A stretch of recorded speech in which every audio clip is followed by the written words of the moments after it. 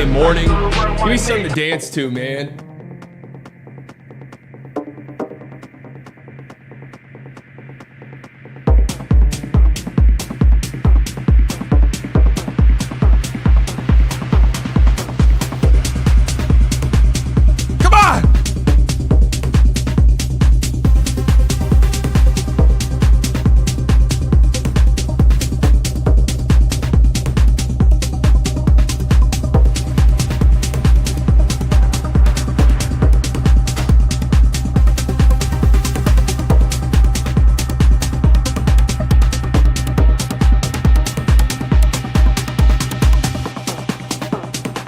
Welcome, everyone. We are bringing the Slightly Delusional Club back this year. I'm telling you that much.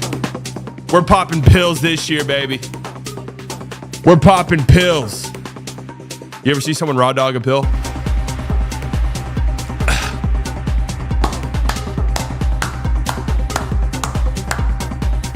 We're popping Eliquis this year.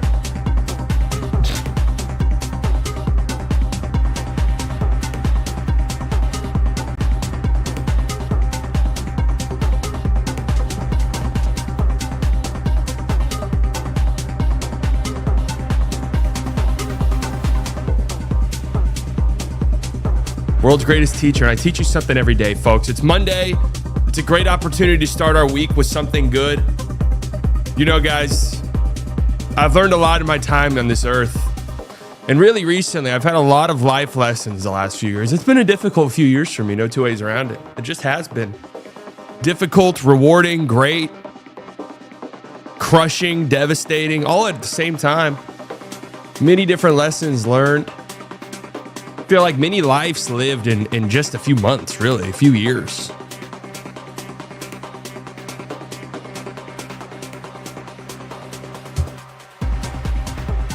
The number one thing I've learned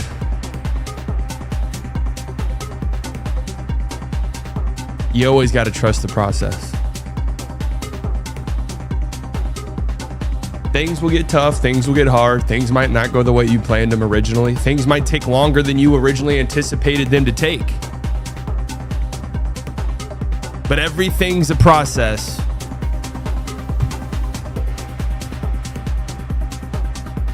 Every step back is a setup for a major step forward. Think about that. Do the math on that. Every failure is a learning opportunity. Think about that. And if you learn from your failures and grow from your failures, then there's no such thing as a failure, then is there? Something to think about.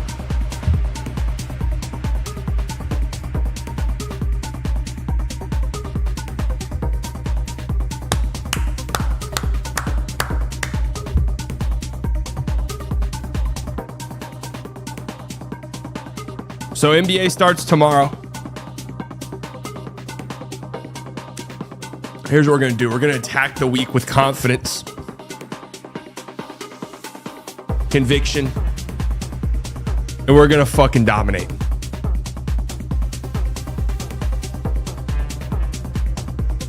Point blank. No two ways around it.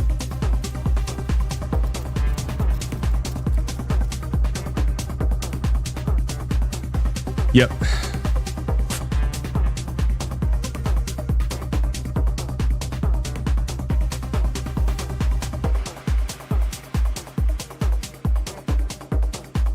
Okay.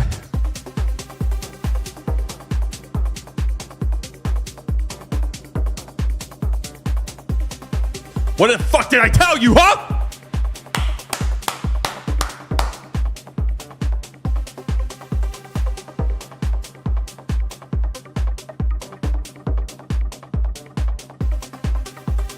What the hell's going on here? Cape.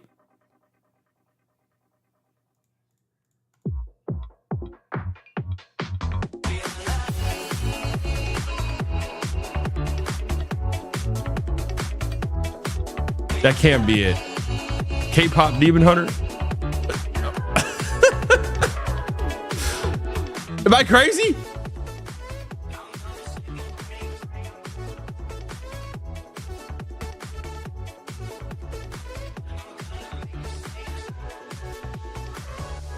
What is this one?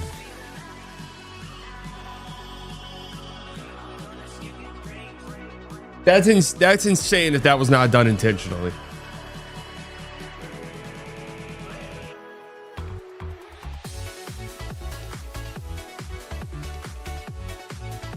I don't know. I don't know what I'm even looking at here. Honest to God, I don't know what the fuck I'm looking at.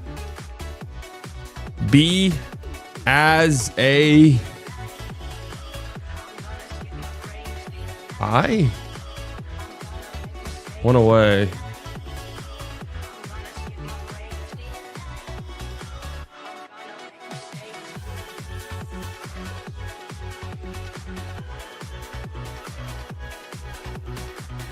Bugbear? Demon? Okay, okay.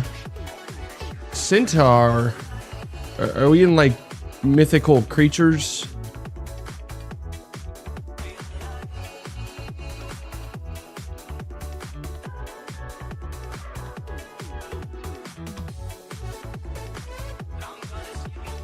Bro, I don't know. I actually have no clue what the fuck I'm looking at.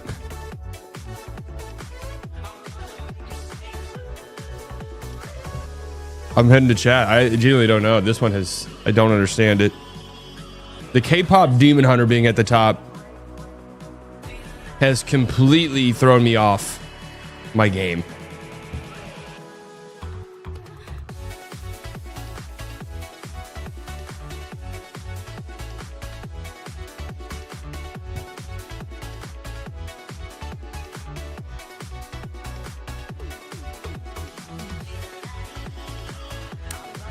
Type of juice brands, maybe? Capri Sun, maybe? Capri Sun, things followed by sun.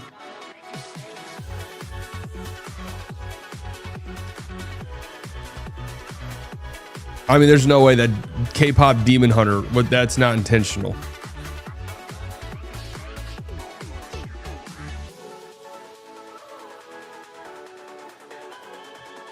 I mean, we do, like, I know for a fact a liar and a centaur are like mythological things. I'm not sure what I'm about to look up what a bugbear is. Okay, so a bugbear is a type of mythical beast as well.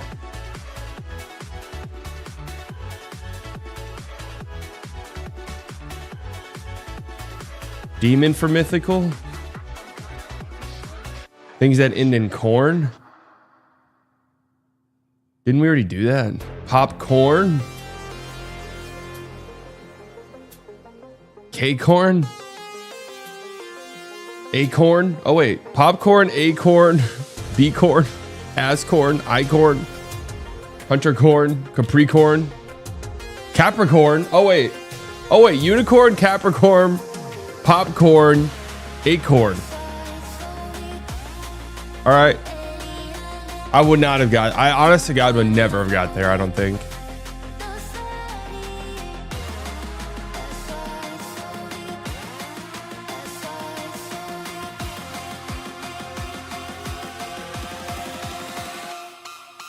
So I feel like it's got to be centaur, bugbear, demon.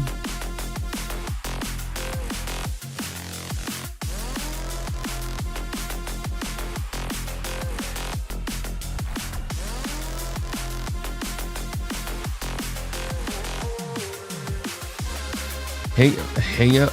This one's hard. This is a hard one today. K-cups. Maybe it's cups. No. K-pop. Is there another pop? No. Demon. So it's demon, centaur, bugbear.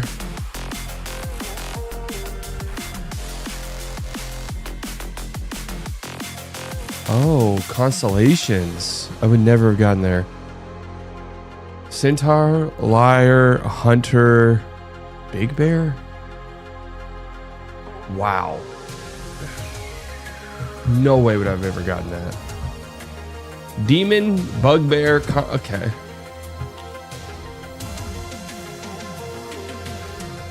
We know that IBAS, I think we were one away on this one. Is it K?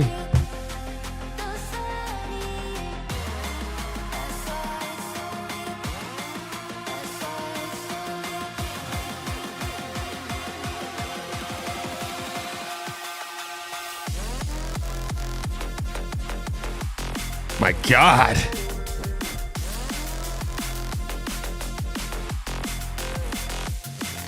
Bugbear Demon Hang Up Complex. Okay. Affliction.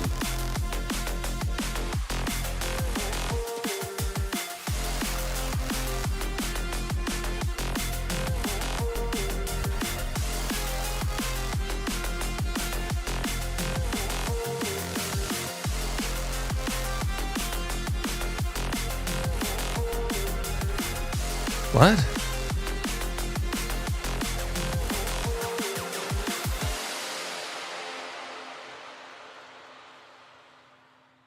Wait, what? I don't understand that one at all. How does that lead to affliction? Man, what is this fucking song? Like how the hell is I supposed to just pull that out of my ass?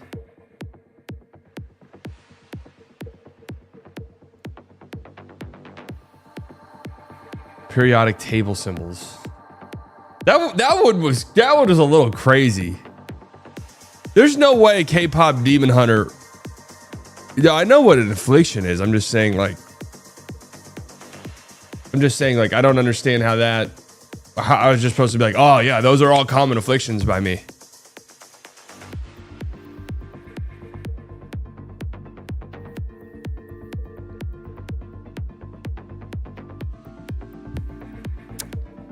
Did everybody get K-pop Demon Hunter on the top one?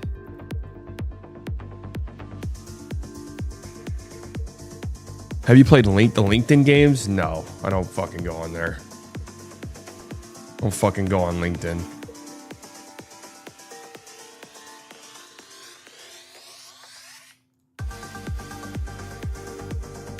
Never go on LinkedIn. You guys are in here. Do you haven't liked the stream yet? Make sure you do so. Helps me out tremendously. Makes me feel so good.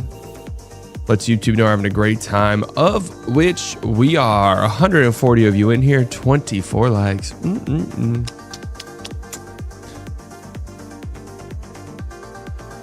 Separate the art from the artist? No.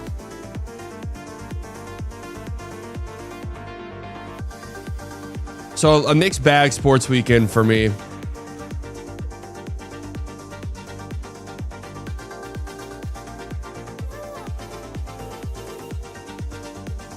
First and foremost, my Gunners are at the top of the table.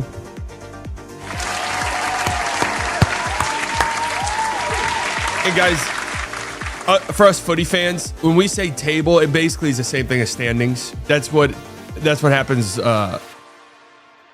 in football. And guys, when I say football, I mean soccer. But that's what it means. But the Gunners are at the top of the table. Currently, the Prem table, correct? As you can see, I still have Manchester United selected as my favorite team. So yeah. Also, I'm keeping an eye on Sunderland. Sunderland 7th. I've got some family. You guys know I've got a lot of like British family, seriously, and they're all like diehard Sunderland fans. So I'm happy for them. It looks as though they're going to stay up in the Prem, so that's good.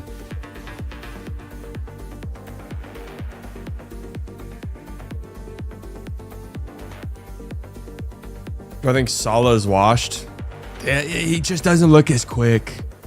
What do they say? Leave the football before the football leaves you. Liverpool just hasn't looked great, huh? I mean, it's not terrible, but for them, it's pretty terrible.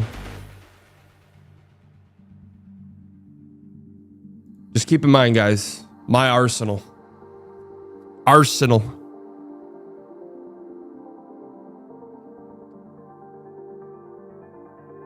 Also, what the hell? Oh yeah, B-Dot got a tattoo, everybody.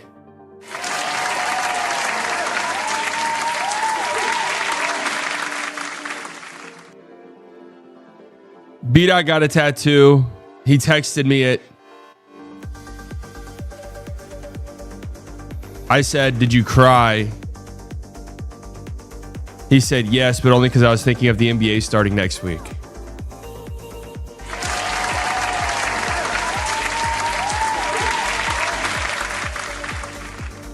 That is the type of commitment we're looking for here, guys. He's absolutely locked in.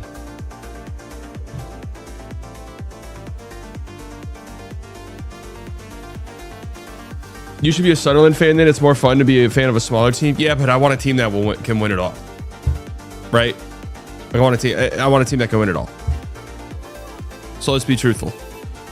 That's why next year at the World Cup, you know, obviously I'll be rooting for my United States of America. My United States of America.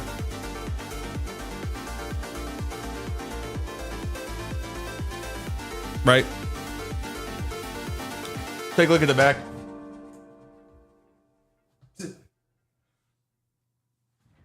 Huh? But let's be real. The United States of America is going to get their ass fucking handed to them next year. Probably won't even make it all of the out of the group stage. So, I have a vested rooting interest in England. So, my Red Raiders. Fucking devastating game, man. Tech comes out. They're 14 now. They had if they win this game, tough one on the road against Arizona State. Like a tough one, right? That's not an easy game. But if Tech wins this, they're top 5 in the country.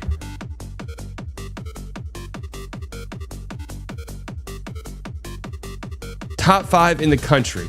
They look pitiful. All game long, they look pitiful. Game looks like it's over.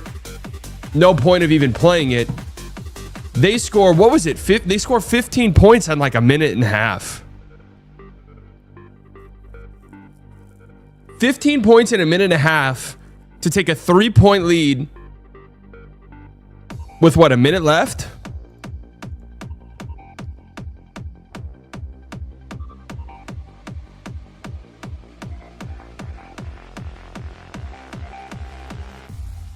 Arizona State did the same at TCU. They're legit. No, Arizona State's a good team. Like losing on the road to Arizona State isn't, the end of the world. Paul at the $2 Tech doesn't think it deserves nice things. It was with their backup quarterback who just looks a little too. It looks a little too in over his head at times, I will say. But then the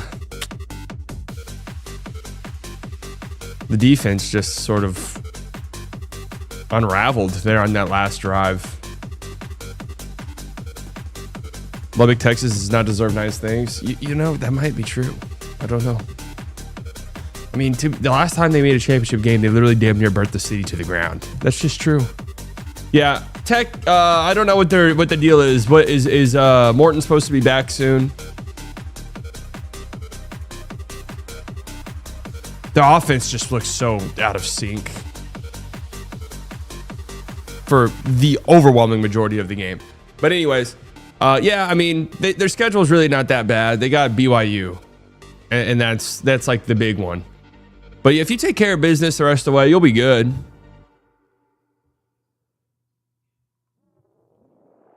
Dude, honestly, if Tech wins these next 2 games, and Oklahoma State always, for some fucking reason, is like a weak spot for Tech, especially when they're good. But if they take care of business these next 2 games, dude, honestly, College Game Day should go to this. I know Oklahoma State's terrible this year. I'm telling you though, and any tech people in the chat can attest to this. It doesn't matter. This fall weather in Dallas is nice. Yeah, in case you guys are wondering, it's October 20th. October 20th. And it's supposed to feel like 90 degrees today in Dallas, Texas. I mean, this place sucks.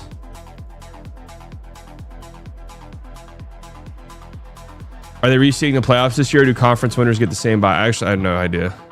The spread for Tech OK State's like 38. Is it really? Holy shit.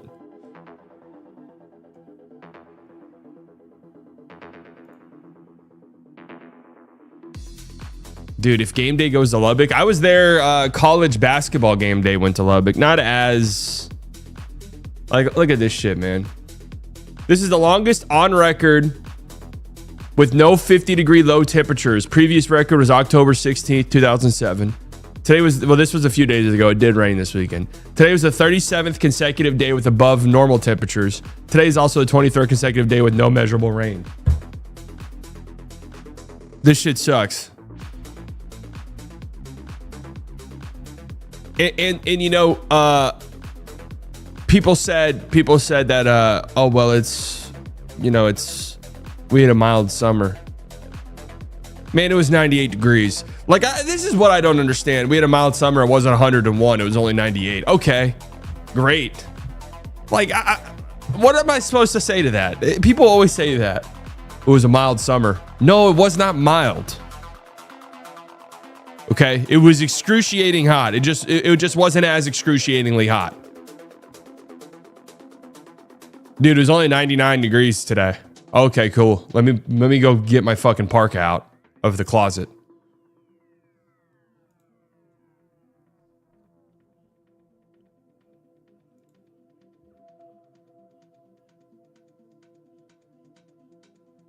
Like, great. Okay, and also NFL, what are we doing? The NFL schedule, what are they actually thinking? Are we just going to get a horrendous, god-awful dog shit Sunday morning game every single week now? Like, is there going to be a game on at 7 a.m. every single week? Why is that a thing all of a sudden? He said I won't be for tomorrow for opening night because I'm seeing Tate McRae. You lucky dog. You lucky dog, you.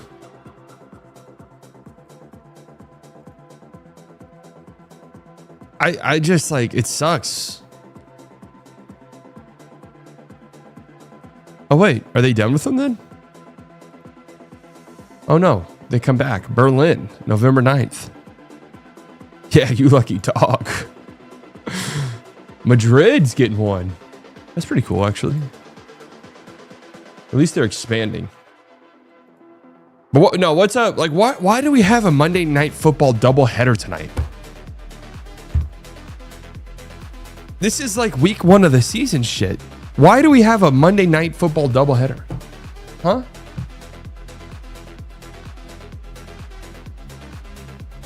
Money? But I don't... Is it really that beneficial? On game 7?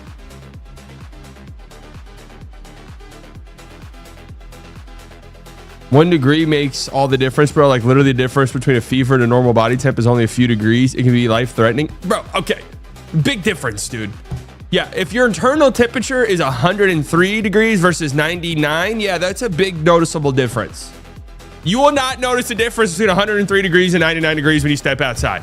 Let's just be truthful.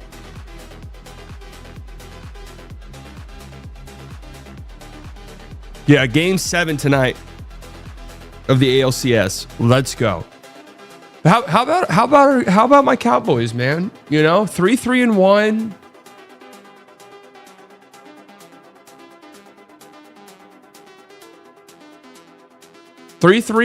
Dak Prescott is the best quarterback in the NFL this year. Full stop. He just is. Okay? He's been the best. And this is why I say I've kind of gravitated towards this team this year. Knowing that they weren't going to be great, knowing their defense is going to suck, knowing I hated Jerry Jones, all of that's truthful. All of that remains to be true. But I felt something with Dak this year that, you know, it reminds me so much of one of my top 5 favorite Dallas sports athletes ever, Tony Romo, and how they did him disgustingly dirty all throughout his career. Never put him in the best position at all to win games. And that's where the Dallas Cowboys are right now. Feels like they're almost sabotaging Dak Prescott in a way.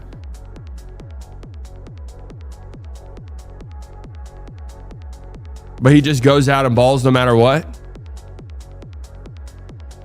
Pickens and CD are dogs. And if all they have to do, they got what? I mean, the pick six, that was such a terrible throw by Mariota. And then they got a fumble as well. If they just force a couple turnovers, they should be good. About to drive 16 hours from Michigan to Dallas for the home opener. Damn, safe travels, brother. Safe travels. Yeah, Javonte runs hard as hell, too.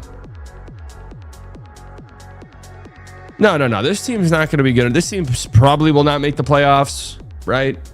How many games typically do you have to win to make the playoffs? Because what? It's three wild card teams, correct? 10 wins? 9 wins? 10?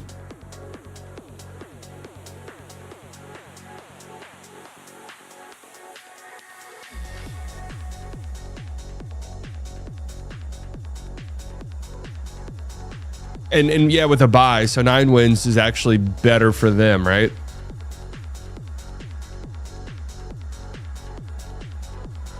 Or not a bye, sorry, a tie. Yeah. They could make the. I mean, they're not going to win. They're not going to win in the playoffs with this defense. That much is certain.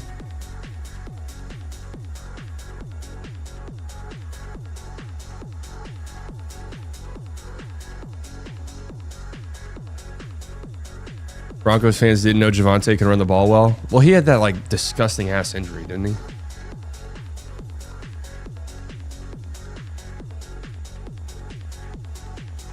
Let's go, baby. NBA season starts tomorrow night.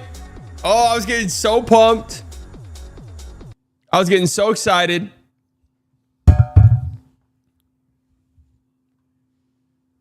Stay on that side? All right, I'll be right here planted. I'll be right here planted on this side.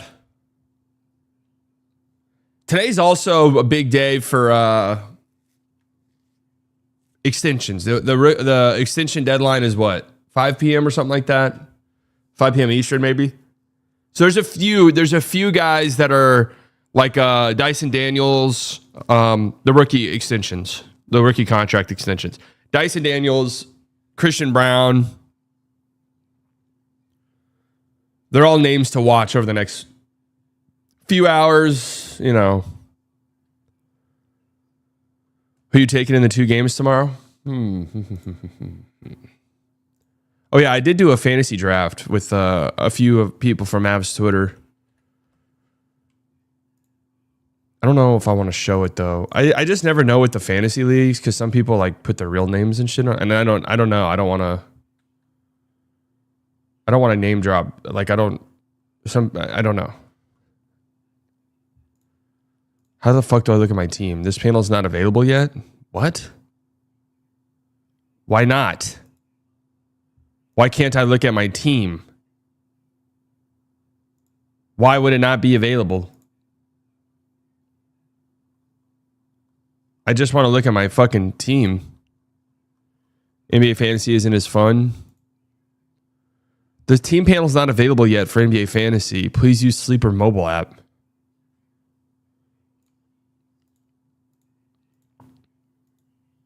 This is serious. I actually can't look at it. Wow. Make that make sense.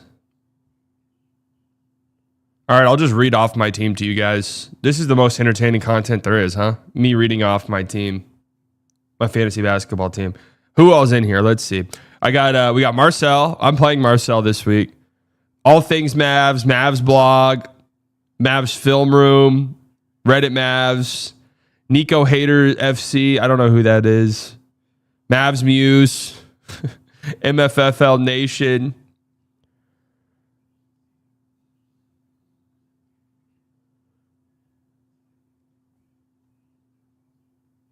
The Earth now has 2 moons, as confirmed by NASA. Is that true, guys? We have 2 guys with the same exact name in the chat. A space D space.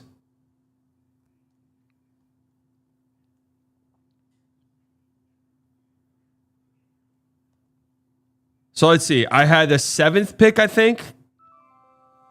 I like that sound. 7th pick. I drafted AD. Drafted AD first round. So my team is Anthony Davis, and I don't know a single thing about fantasy basketball. Anthony Davis, drafted Jalen Brunson in the second round. Mavs, AD, Jalen Brunson, Jaren Jackson, Jalen Johnson, Derek White, Darius Garland in the sixth round. What am I missing there? I saw him and I was like, is Darius Garland just like a trash fantasy player or something?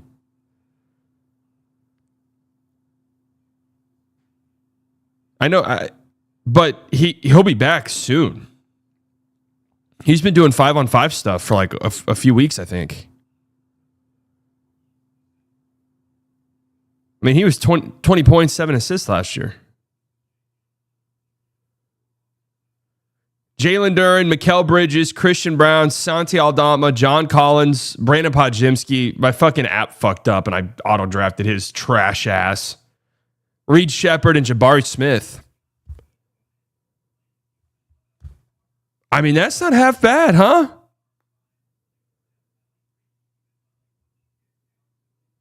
That feels like a pretty good squad. Somebody told me they're like, you got to draft bigs. Bigs are the most important thing in fantasy basketball. Is there an IR? Oh, I can put Darius Garland on the IR and pick somebody up. Hell yeah, who should I pick up? Isaiah Jackson? Is Isaiah Jackson going to start? Yves Missy? Some of these names are a little grody. Can't lie to you. Yo, low-key, Kyle Filipowski could actually be somewhat good in fantasy. True, Missy could be a good pickup with Kavon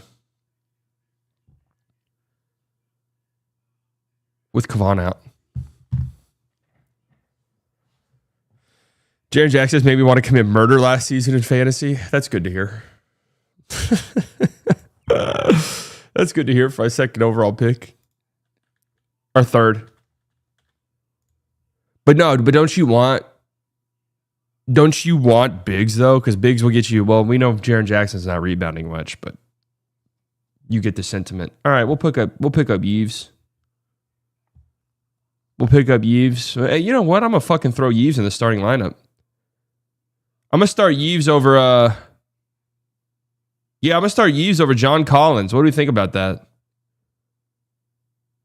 Or actually, no, I'm gonna start Santi.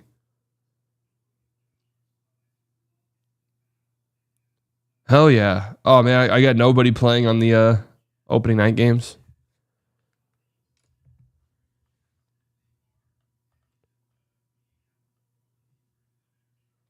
I don't know how long today's stream is. I actually have to work on something. So I am doing stuff with Bleacher Report this year. I don't know how much I've talked about this yet.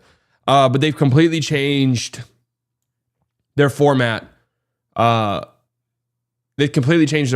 So there's no live streams on Bleacher Report anymore. Instead, it's like more short form videos, like literally 90 seconds to 3 minute long videos, 3 times a week. So I gotta hammer that out here after the stream. So I don't know how long the stream's gonna be. And also, this is just like a fucking get your vibes up, man. I'm so sick and tired, and I just feel it resonating. How low some of the vibes are, man. Just pick it up. Seriously. Quit crying all the time, every day. I go on Twitter and it's nothing but a fucking cry fest. Quit crying. I'm sick of it. It's embarrassing and it's pathetic.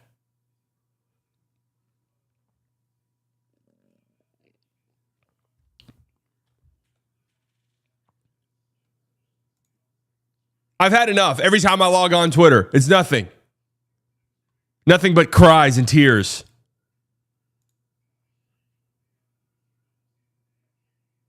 My girl just got a new vibe for when I'm out of town. Congratulations to her.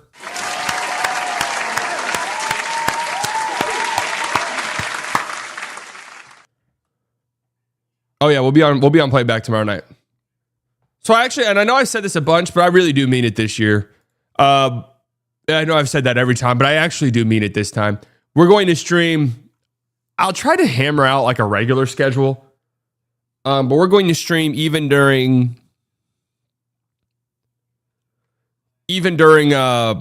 non-Mavs games. We're going to be streaming. And I think my plan is I'll go live around 8 p.m. on those nights. And that brings us into the the 6 o'clock games are coming to an end. The early games we can jump into the last few minutes of those games. Watch some of the late games. We dominated Wordle. Actually, Connections was a difficult one today. My parents just told me they're getting a divorce. Tell your mom I said what's up.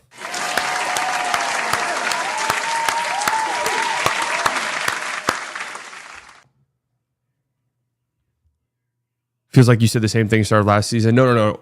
That's not necessarily true. I did say that at the start of last season. I also said at the start of the season before as well. So, partially true. My girlfriend just updated to new software because a girl she doesn't like for no reason said hi to me on Greenville.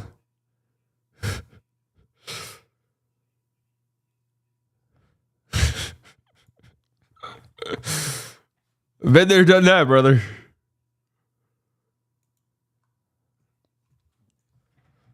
Okay, so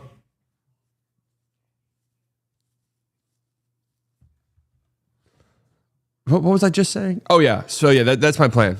We'll go live around 8. My plan is, and I won't be live tomorrow morning. I have an orthopedic appointment, but from here on out, gonna be live every day. And the venture and stuff I talked about is still happening. It's taking its time.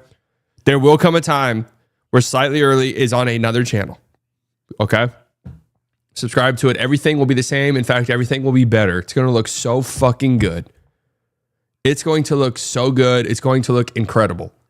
I'm so excited about it.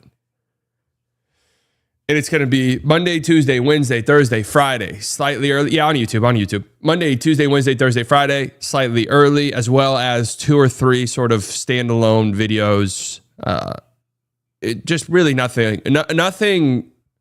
The only thing we're doing is adding to the experience. We're not taking anything away. Okay? Not taking anything away. Albert Pujols is no longer a candidate for the Angels manager position. All right, thank you, Sleeper, for sending me that. Seriously. Any membership perks for the Slightly Early YouTube account?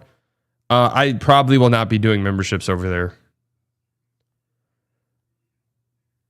I absolutely do want some type of membership perk. You know, some of you guys want to support the channel, and I love that. And I do want there to be perks for that. I'm trying to figure out how I want to do that, right? Because if I have a clips channel where I'm playing, there's so many different streams. Is it easier to do? I only have 2 channels right now, but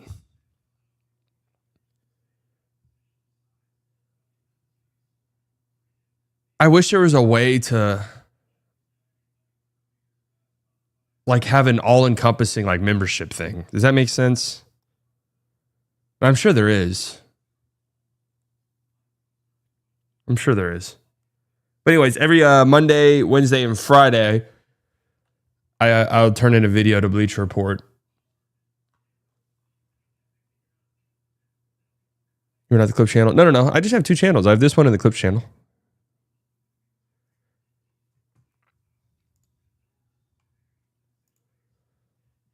But yeah, there will be a third. And I was talking to somebody about that, and they're like, dude, some people have like 7 channels. Like, who gives a fuck? And I'm like, you know what? I think you're right.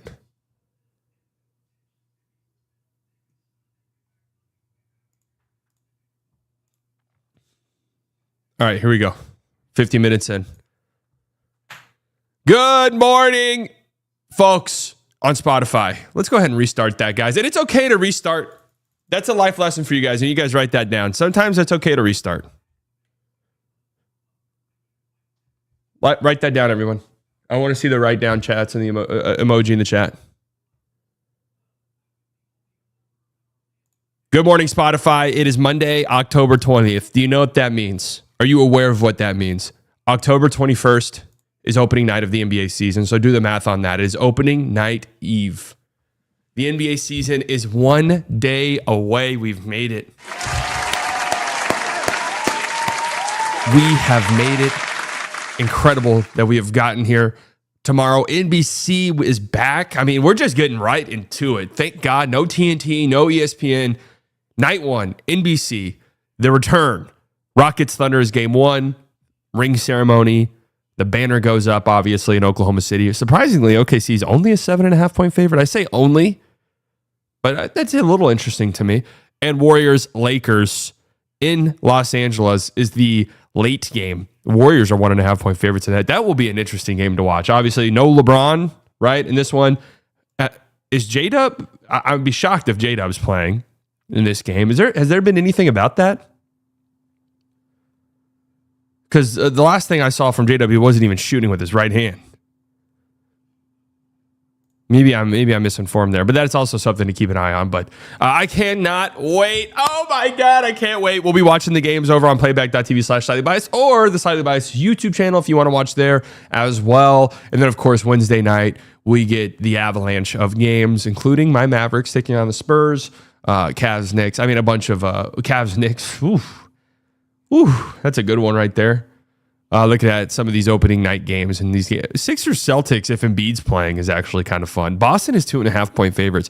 If Embiid's playing in that game, which it sounds like he will, I don't really see a pathway necessarily for Boston to win that one.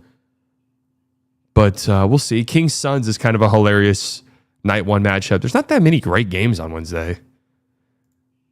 Thunder Pacers on Thursday, and in Indiana we get a rematch.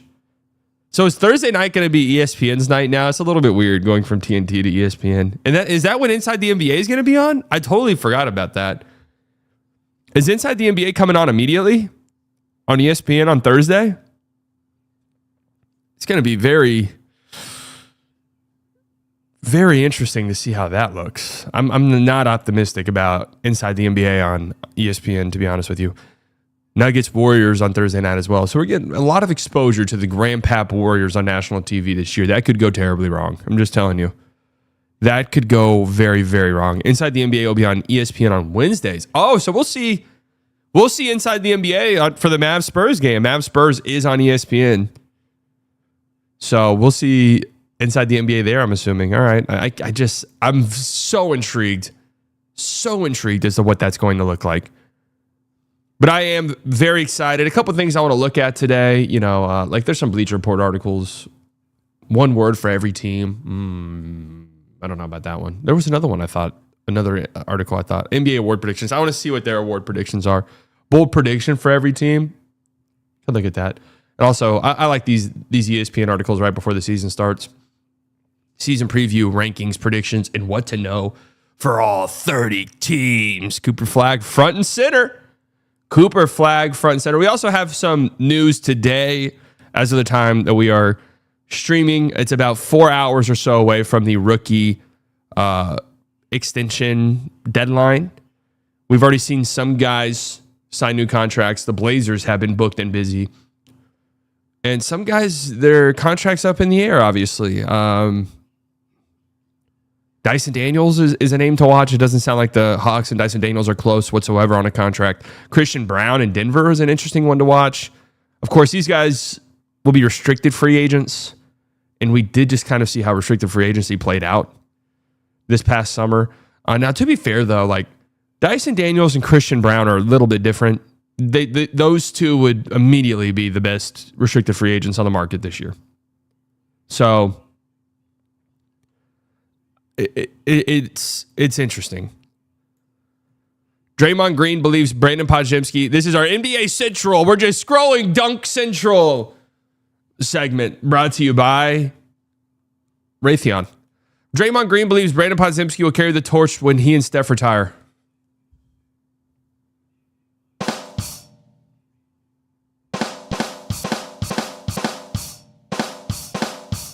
I think you can look at the trajectory of this thing and where it's all going, and we all believe he's going to be the one guy that takes the torch and runs with it.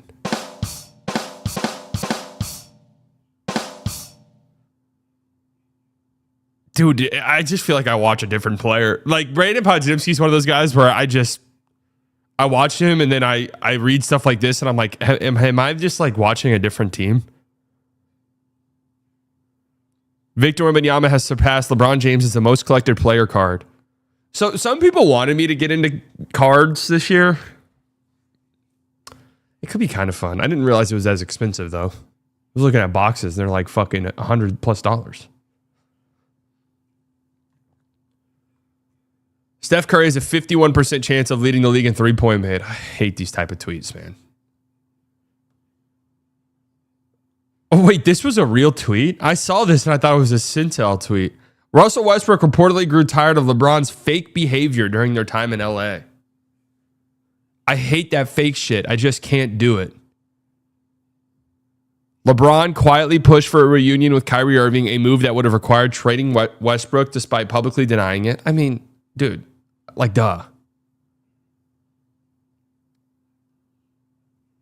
Like, of course. Why would you get mad at that? I get from a personal level getting mad at that, but yes, obviously.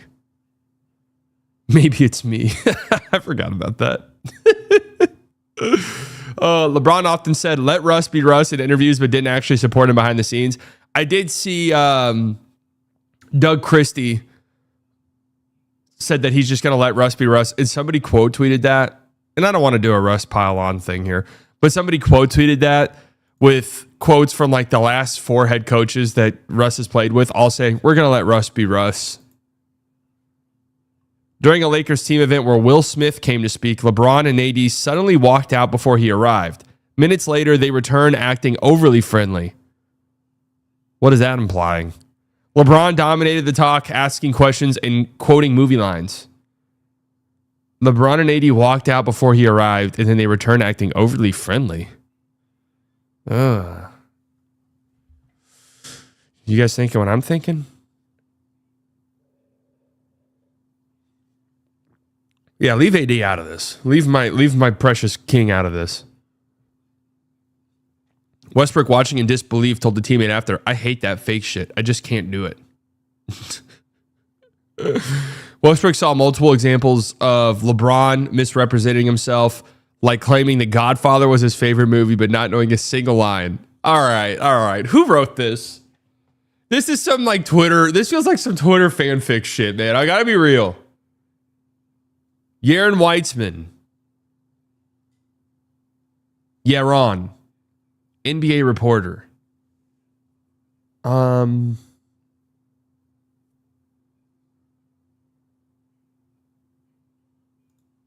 Wait, this was posted on The Ringer.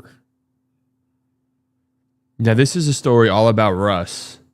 How a visit from Will Smith and an Oscar-worthy fake smile turned Russell Westbrook against LeBron James for good. Oh, wait, this might be worth reading the entire thing. Interesting.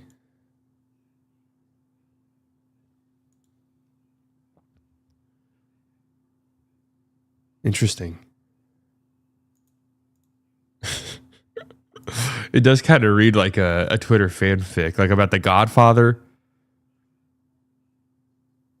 Carrying the autobiography of Malcolm X interviews without being able to discuss it, and even saying he predicted Kobe's 81-point game. No, dude, those are all Twitter memes. These are literally all Twitter memes.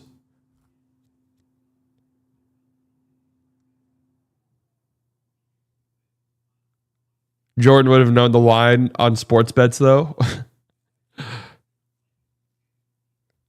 The Godfather stuff was hilarious. Lou Will calls out LeBron's second decision. You have this age of kids wanting to hear his decision, and you're inviting them to a Hennessy party. All right. I don't think it's that serious, really. I mean, if you weren't able to tell when this was teased that it was a fucking advertisement, I don't know what to tell you. You are a fool. I'm sorry. You are a fool. Jimmy Butler says all the chaos in Miami last season paid off, and he's glad to finally be a part of an organization with no hidden agendas. All right, we'll see about that in a year. Anthony Edwards plans to bring a championship to the state of Minnesota.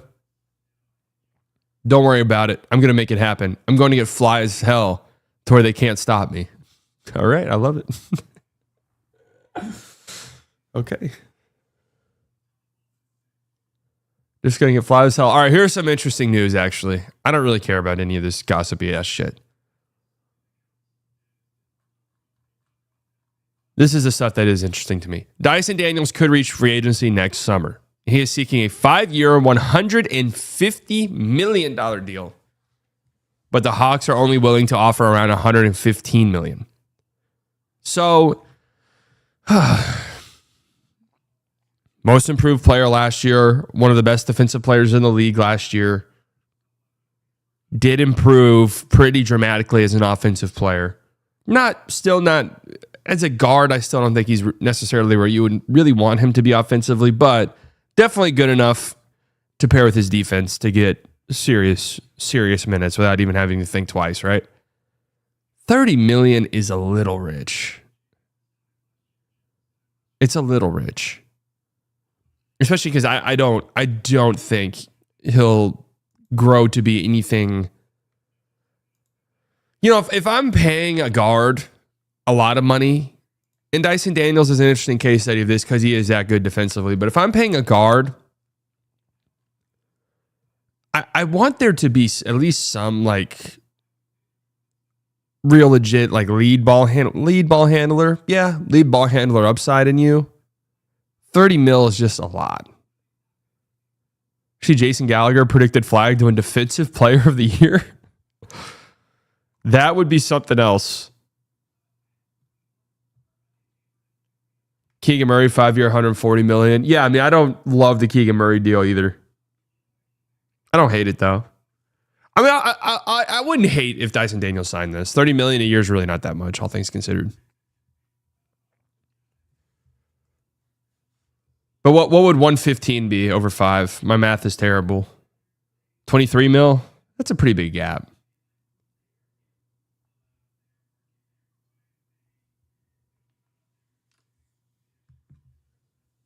$25, $26 is probably where they'll end up meeting. But if they're this far apart, I doubt they even reach an extension. Maybe Dyson is a restricted free agent guy that you just let him play out. Again, the restricted free agency market was completely and totally dead. Completely and totally dead this past summer. But I don't think like Dyson Daniels, some of the guys that could hit restricted free agency, Dyson Daniels, Christian Brown, those two are in a different class than anybody else that experienced restricted free agency this year. Those two are guys that literally any team would want. Any team. You could. If I'm the Brooklyn Nets and I have money, yeah, I would like to bring in Christian Brown. I'd like a player like that on my team. Even if I'm a rebuilding team, I'd like that. Even a guy like Dyson Daniels, as opposed to like Cam Thomas, like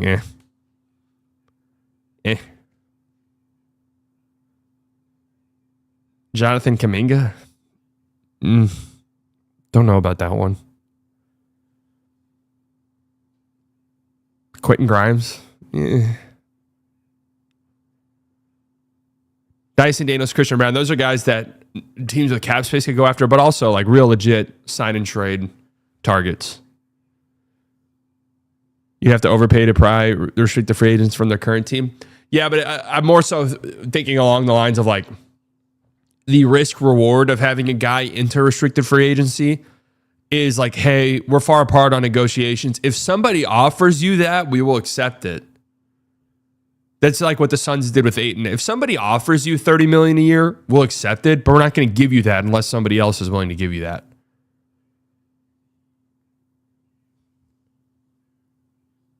I could see Austin Reeves being ahead of the line to get paid next summer since he's unrestricted and teams don't have to wait for the offer to be matched. Yeah, Reeves will be really interesting. I mean, I will assume that Reeves is just going to be a Laker again, but you never know. All it takes is one team to just be like, you know what? Fuck it. We want Austin Reeves and we'll pay the price.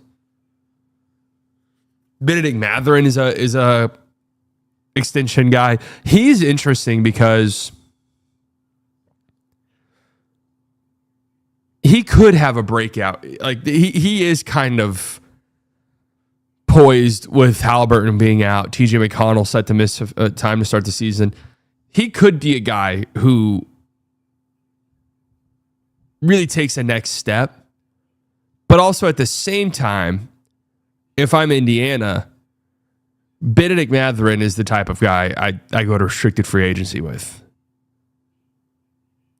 I'm just going to look at what happened this summer with players who are somewhat similar to him and see that there's zero market for these guys.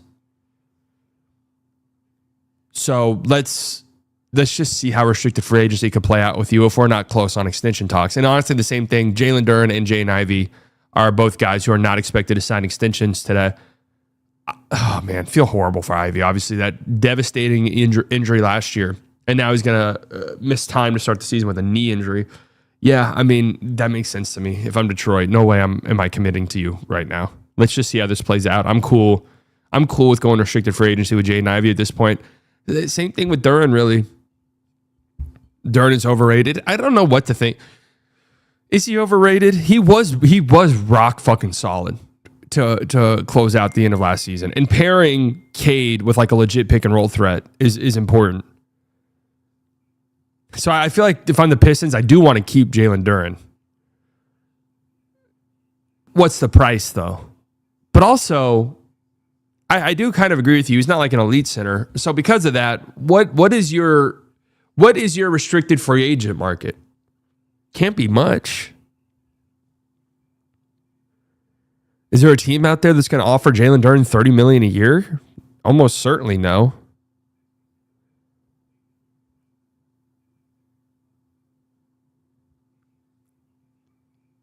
Duren might be holding Asar back on offense. Duren could be a sign and trade guy. Sneaky trade guy. Devin Carter's days with the Kings could be coming to an end. Carter's name is already featured in trade chatter throughout the offseason. Yeah, there are a lot of good things going on in Sacramento. They're really smart. Not that I think Devin Carter's great, but a lot of really good things going on. But of course, like what the young guy, like we'd rather have Russell Westbrook or Dennis Schroeder. But we did get a couple of contract extensions. The Blazers were booked and busy. And I actually really kind of like both the moves they made. So Toumani Camara, 4-year, $82 million extension. Congratulations to him. Now you might see that and say, wow, that feels really cheap. It is. It's a fucking great contract. You might see that Shane Sharp signed a bigger contract than that and be like, how does that make sense? Like, Toumani Camara is probably just straight up a better player than Shane Sharp is right now. And on top of that, probably a guy that NBA teams are more willing to pay with his skill set and what he provides than Shane Sharp right now. The difference is Toumani Camara, the Blazers basically bought out his option year next year, so he is getting like a sizable pay raise on top of that. So different situations. Whereas Shane Sharp's entering like that the last year of that rookie deal and needed to be extended. Toumani Camara didn't necessarily need to be extended right now, but they just kind of did it anyways because, yeah, $20 million for a guy like him, if his offensive game continues to progress as well, is going to be an absolute steal of a contract. An absolute steal of a contract by the end of it. I mean, it already kind of is. Like, him at $20 million is great. And honestly, you know, it's a really important year for Shane Sharp. He just got paid, so that takes a lot of pressure off. But really kind of important for him to just solidify himself, I would say, right? Bit of an up and down season last year, just on the court. The year before, he only played 32 games.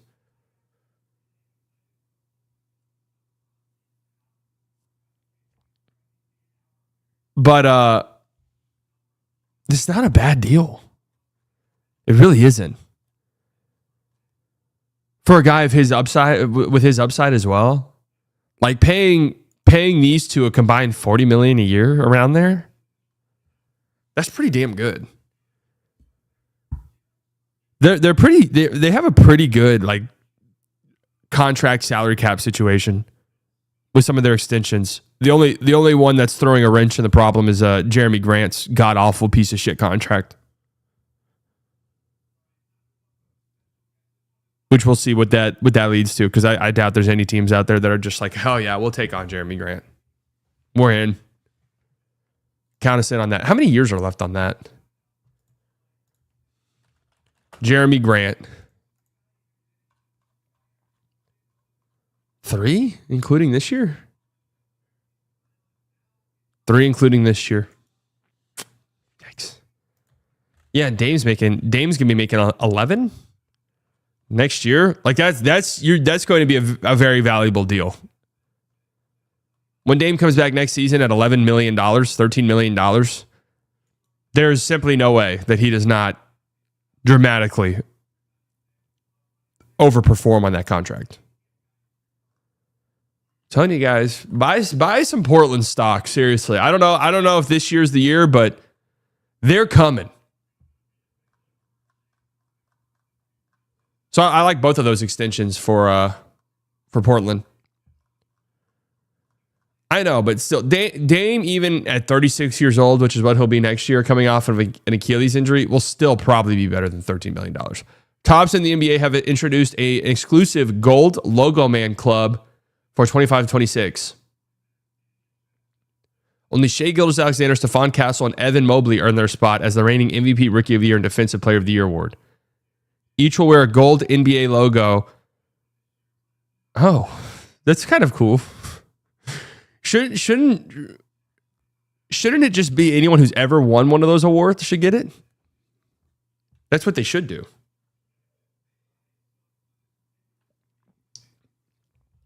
Any award winner should get this. That's kind of cool, though. I like that. I like little quirks like this, honestly. I like that they're adding the debut patch onto the jerseys. MLB does that, don't they?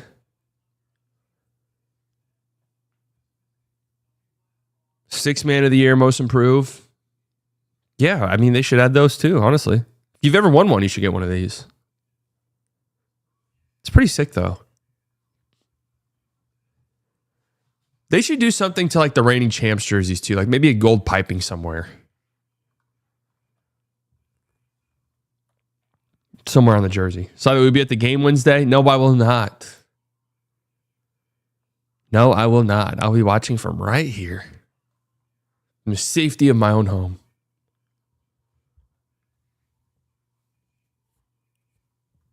So anyways, we got 4 hours until that deadline extension deadline. We'll see. It doesn't sound like some of the bigger names will be signed. Christian Brown's one's interesting. Because what do you... He wants $30 million a year. Do they have like a...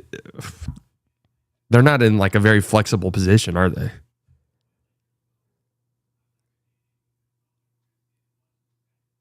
I mean, they pretty much... Don't they pretty much have to? I feel like they pretty much have to do that. They're kind of in like a hostage situation, I feel like. Christian Brown can pretty much ask for whatever he wants. I think they pretty much have to do it. I'm telling you, he's going to get close to that.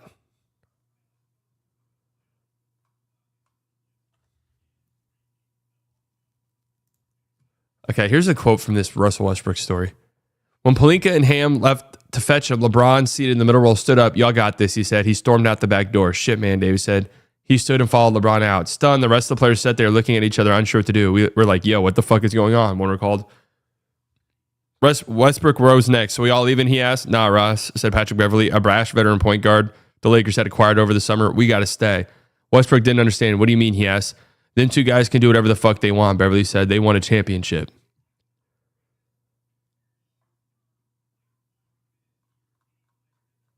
Okay, I guess I need to figure out what this is in reference to.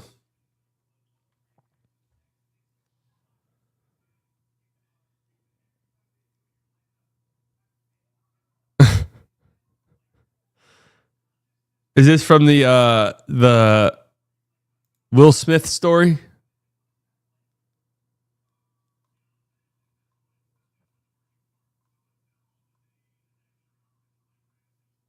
The team gathered in the film room to review the Blazers game. Ham was tough on the group, highlighting all sorts of mistakes that led to the 0-3 start. When the season concluded, Pelinka came by. When the session concluded, Pelinka came by. Oh, it was with Will Smith. Okay. That's pretty funny. Will Smith just 6 months removed from slapping Chris Rock.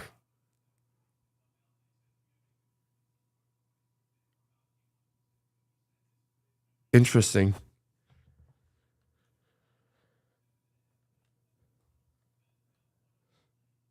I'm gonna be real. I'm gonna be real with you.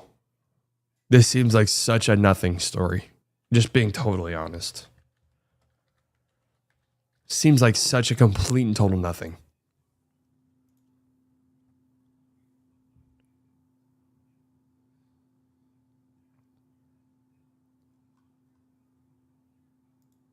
A complete and total nothing story. I would maybe be a little bit like, okay, guys, look, let's give Russ the benefit of the doubt. What team is this for him?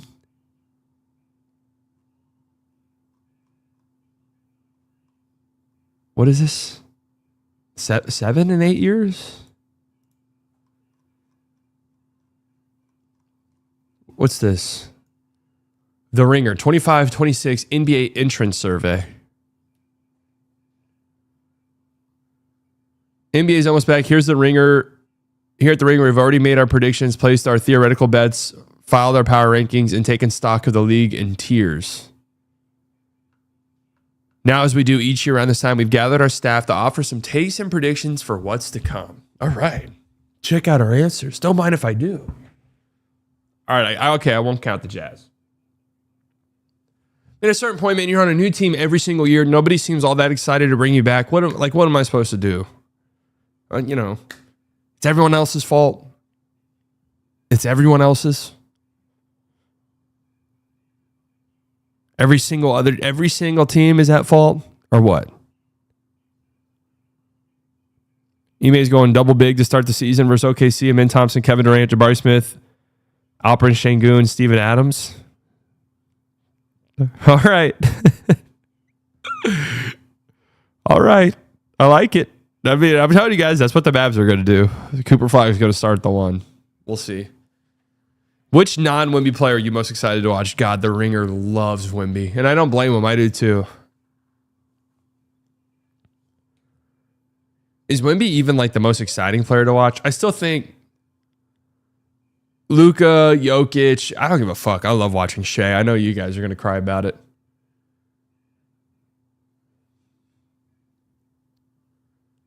Cade Cunningham. Ooh, I like that answer, Danny Chow. I like that one. I really do think Cade's going to have an incredible year, man. Top 10 by the end of it. Howard Beck. Zion?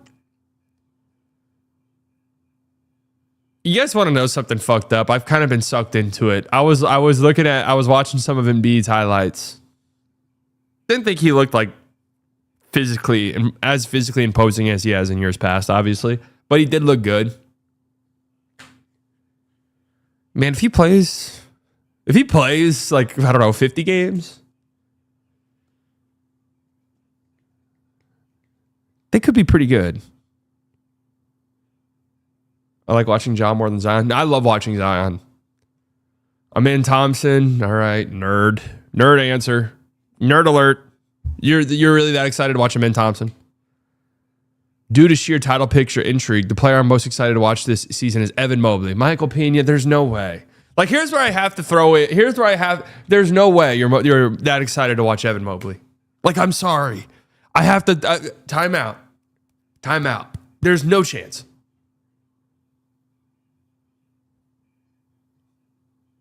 I just don't believe it. Did anyone else say Amin Thompson? Yes. J-Dub, really?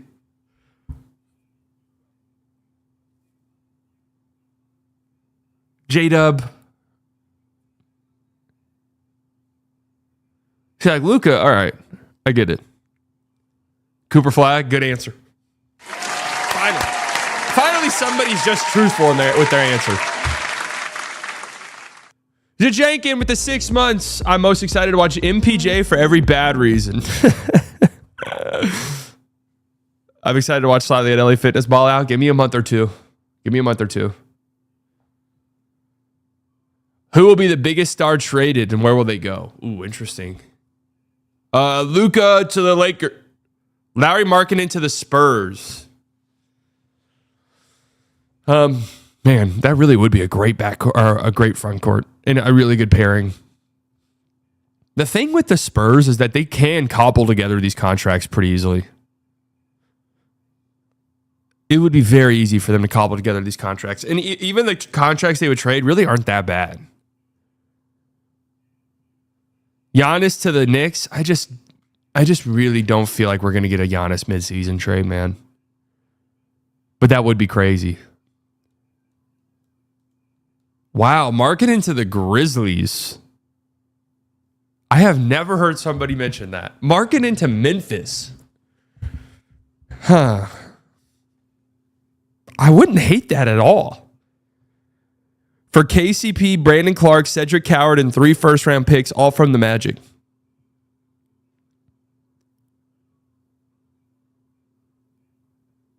Yeah, that actually, with how the league is trending, that would be really nice to have Jaren and Lowry, because you could do, and he mentions it here, but you could do like Edey, Jaren Jackson, and Lowry. We've seen Lowry play with these big ass lineups. Or you could go smaller and then have Jaren at the 5 and Lowry at the 4. There's a lot of different things you could do with that combo.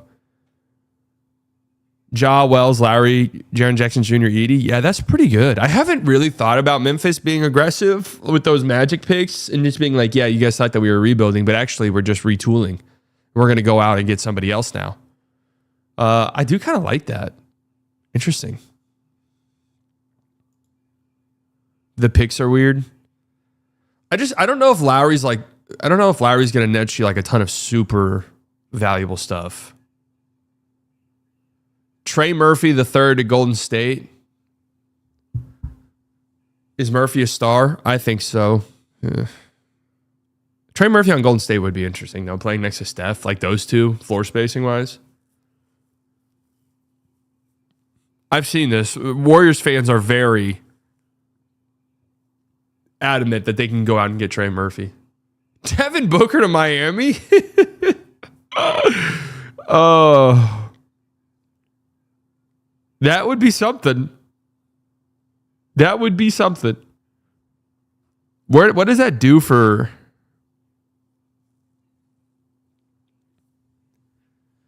Booker is more gettable, perhaps, for a deal built around Tyler Hero, Khalil Ware, and picks. Phoenix won't do it. Phoenix won't do it. And it doesn't really make sense for them to do it because you don't own your picks. You can't tank. Might as well just keep your franchise icon that like wants to be there around so you can sell tickets and jerseys. Now, in a 2K world, I would probably do this. But in a real world, no. Although I am concerned about Devin Booker's extension stuff. Devin Booker and Bam would be pretty fun. The great irony of the Luka for AD trade is that Doncic and Anthony Davis would be incredible teammates. In fact, well, okay, get to the point. What are you trying to say?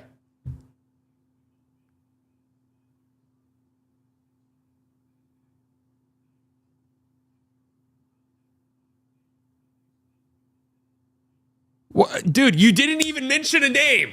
Levi Rubinette, you didn't even mention a trade. You're just like, let me get my Luka AD shit off. We know. It's fucking 8 months ago. We know. We've talked about it. The trade sucked. The question was, who's going to be the biggest star traded and who are they going to get traded to? And you just wax poetic about the Luka AD trade. We know. It was shit.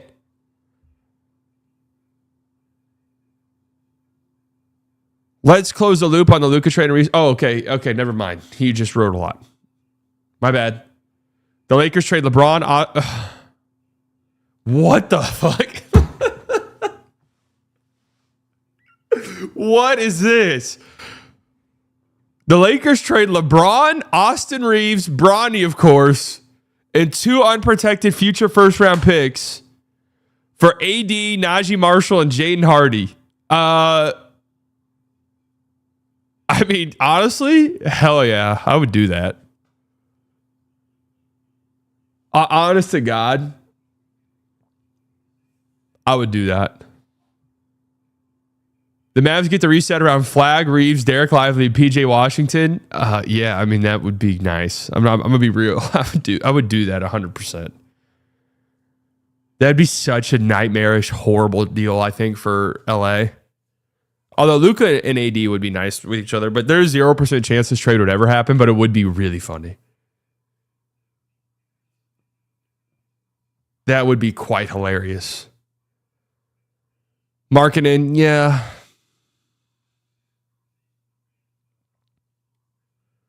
Lowry to the Pistons does make quite a bit of sense.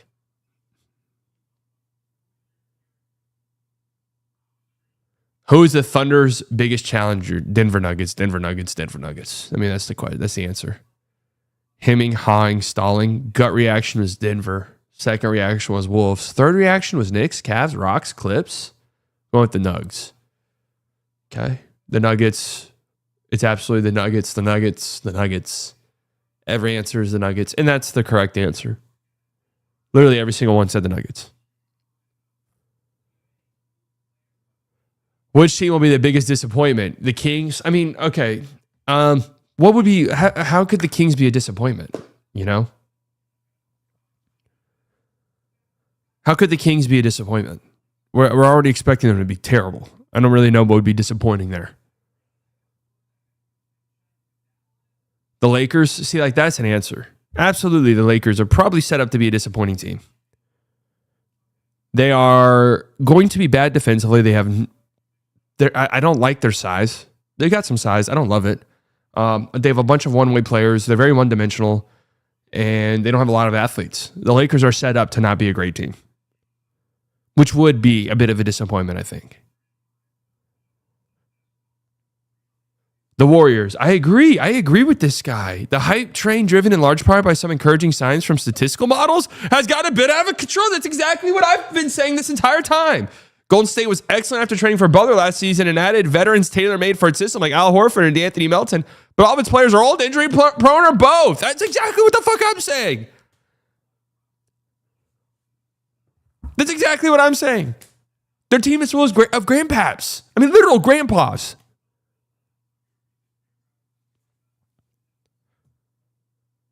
The Milwaukee Bucks. Would they be disappointing?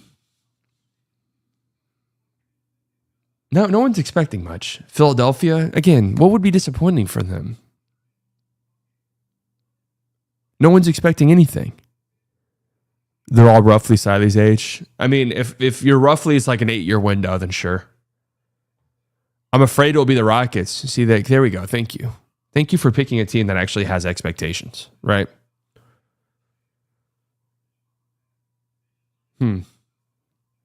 I get the fears with Houston. I definitely think the Fred VanVleet, and I do think they'll trade for somebody at some point. They've got, when you make a trade for a guy like KD and then pay him, you kind of expedite your window a little bit.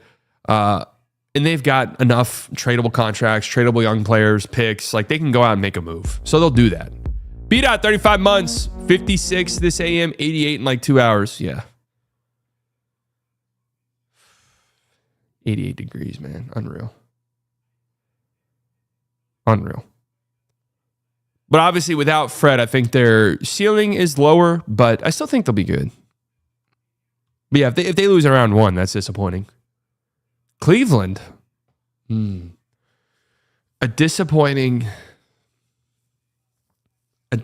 season for Cleveland would be very interesting. Because, I mean, if you don't do something substantial this year, you've got to pull the plug on this whole thing.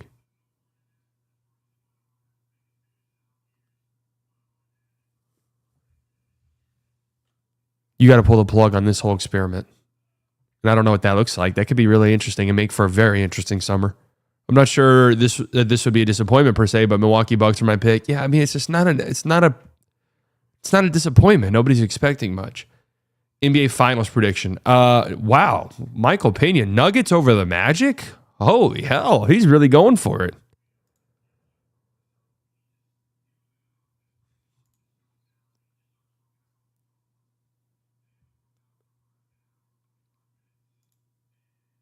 He's really going for it. I really wish people weren't believing in my Nuggets. My pick, right? My pick is Thunder Knicks. Let's see if anybody, and I think the Thunder will win. Let's see if anybody shares my prediction. It's a pretty popular prediction. Okay. Nuggets over the Magic. Interesting, man. I just feel like the Magic are still probably one. Let's get the Magic to, hey, Magic can make the conference finals. I can see that. Let's get them to the conference semis or the conference finals. Lose in a hard-fought series. That's usually what's required to take the next step. So let's see that this year. And then next year, yeah, I could buy in. 100% I could buy in. Nuggets absolutely have a chance. Nuggets over the Cavs. Oh my God, everyone's picking the Nuggets. DQ.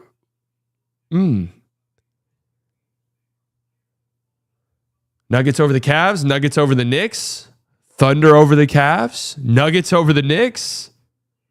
What I did first was I typed Thunder over the Knicks and I looked at it. What I did second was I typed Thunder over the Magic and I looked at it. Just give us your answer, okay? Just give us the answer.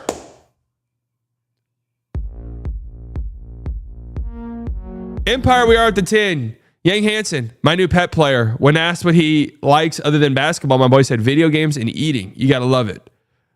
Lakers 4-15 suck for a Luka-centric team. Lakers 1-2 years away. Yeah, I think 1 or 2 years away for them. I agree. This team's just not built to compete at the highest level. Would be surprised. It would be a Luka carry job. Thunder over Knicks. Thank you. We share the same opinion, Parker. We share the same opinion. It's like you wrote down Dubs Hawks, really?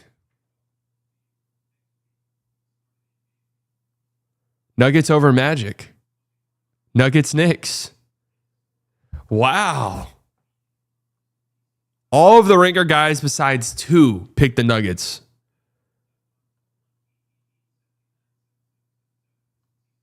Huh. Interesting. Really interesting. Well, the Nuggets are a great team. And also, the Nuggets are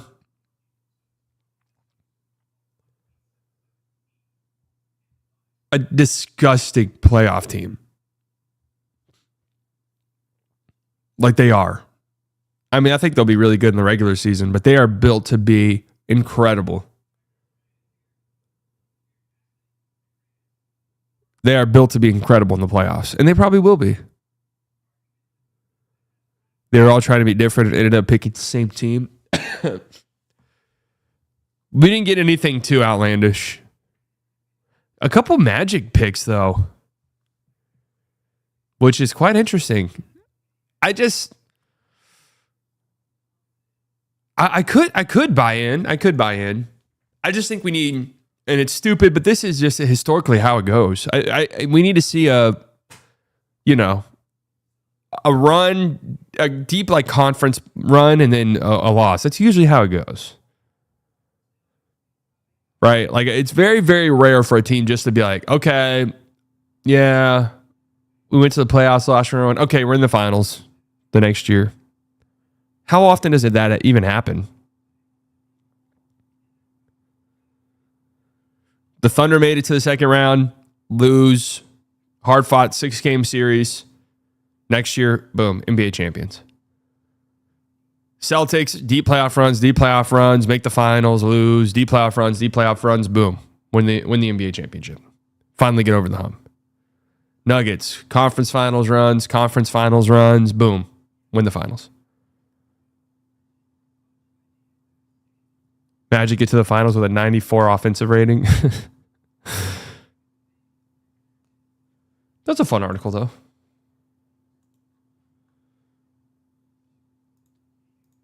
Let's see what ESPN's season preview has to say.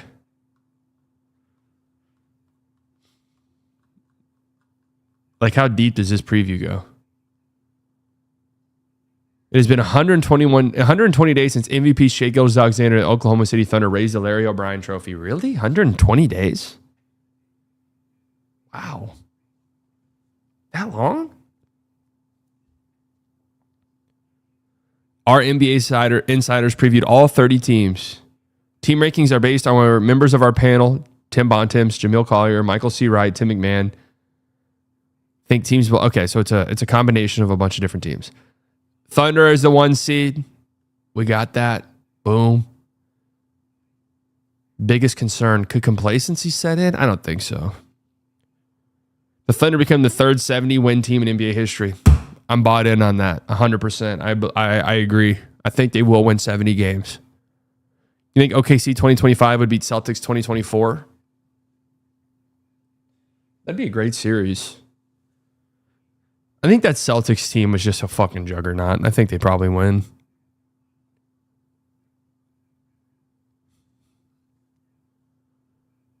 Nuggets. I just really kind of want to see what where the Mavericks are. Oh, this is like rank. Okay, I thought this was a conference standing thing. Okay. They got the Cavs 3. Knicks 4. I'm just scrolling to get to the Mavs. I got to be real with you. Rockets 5. Clippers 6. Man, really high on the Clippers. Really high on the Clippers. All the analysts love them. All of the metrics love them. And I do think they're going to be really good, though. The biggest concern is their age. I mean, and that's true.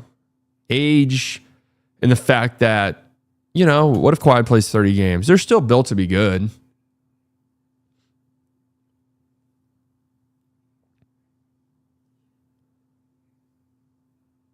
Timberwolves at 7. I just feel like people are sleeping on Minnesota a little bit, even though I do also have some serious concerns with their... Yeah, Mike Conley is absolutely reaching a point where he just might not have it anymore. And low-key, Gobert getting up there too, man. Warriors at 8. I just don't fucking think. I just don't know. I really just think that the Warriors are fool's gold. Magic 9, Lakers 10. No way they're a top 10 team. There's no fucking way. Just simply no way. Hawks at 11. We're still scrolling, guys. Pistons 12. Mavericks at 13. Okay, that's actually higher than I thought they'd be. It's actually higher than I thought they would be. All right. Biggest concern, as long as Irving is sidelined, the Mavs will be light on offensive creation, which was one of the many risks of trading Doncic months after he won a scoring title and led Dallas to the NBA Finals. Absolutely, I agree with this. Bold but realistic prediction. Washington starts at least half of Dallas games. Washington has projected a 6-man to start the season, but he should start every time the oft-injured Davis misses games. That's the fucking bold prediction. We couldn't get something exciting. Like, hey, Mavs make the conference finals. Or, hey, Mavericks are the 3 seed. Like, we couldn't get a fun, exciting prediction. We get PJ Washington starts half the games. That's not even bold. That's probably almost certainly going to happen. Like, that's not even an interesting prediction. That's just a statement. That's just a statement.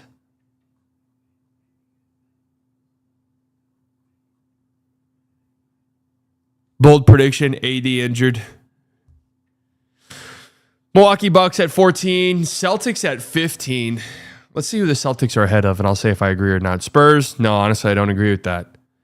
Grizzlies? Honest to God, no, I don't agree with that. Heat? Fine, whatever. I personally don't agree. Sixers? That's fine, whatever. Pacers? Yeah, whatever. Kings? Hey, you know what? Let me see. Kings at 21. Let me see who they're ahead of, and I'll say if I agree or not. Toronto, I do not agree. I think Toronto will be better than Sacramento 100%. Portland, who would you rather be right now? Who would you rather be right now? Tyler with the 499. Jackson Hayes, the Slovenian FIBA world is free falling. Yo, honestly, Hayes would be good for them. All right, he really will be.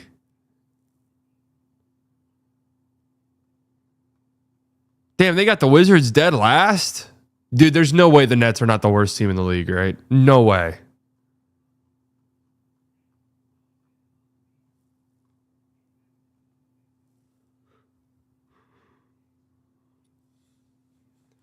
I refuse to believe it. I get teams are going to want to tank and rebuild, but honestly, like just from like a pride perspective, you could not be worse than the Nets. You can't be.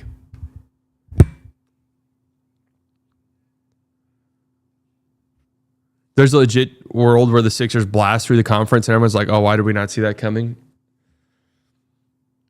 I think, though, if that happens, obviously, like, I think most people's response, and it would be the correct response, would be like, oh, yeah, I mean, why would I bet on them being healthy? Like, it's good for them that they're healthy, but why on earth would I ever bet on that? You know, I don't regret not thinking they would be healthy. Because that's been their whole entire existence, really. Bold predictions for every team. Let's see how bold this one gets. Atlanta Hawks, Trae Young will average 12 assists. How close has he gotten to that?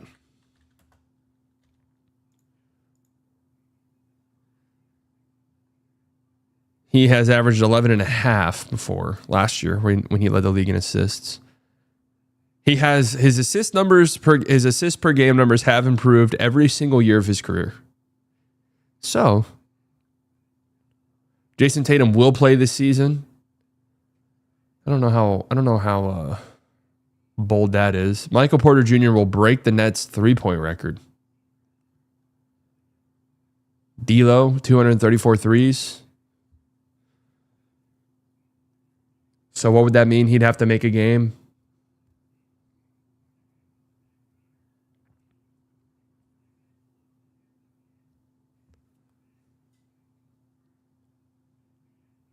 LaMelo Ball will return to the All-Star team. All right. I do think LaMelo's so popular. If he's healthy, he probably does make the All-Star game. Right? Like, his stats are always good enough. People love him. He's one of the most popular players in the league. Matas Bazulis will average 19 points. That'll be huge. I think I saw... who was it? One of the numbers on the board guys said that Matas has a MVP potential. I mean, this would be an 11 point per game improvement. That is pretty bold.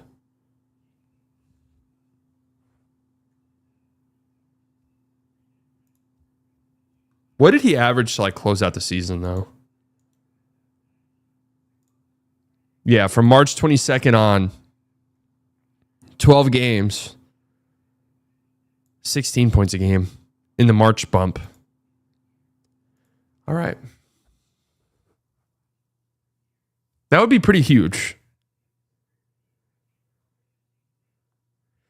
Cavaliers back-to-back 60-win seasons. I could see this. I picked them to be number one in the Eastern Conference only because I think they are a regular season wagon. Cooper Flagg will be the second rookie to average 15, 5, 5, 1, and 1. Yo, honestly,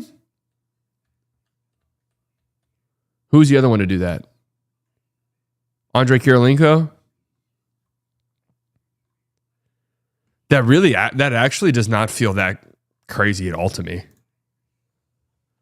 15, 5, 5, 1, and 1. Yeah, I feel like he'll just kind of stumble into that. What ended up being his preseason averages?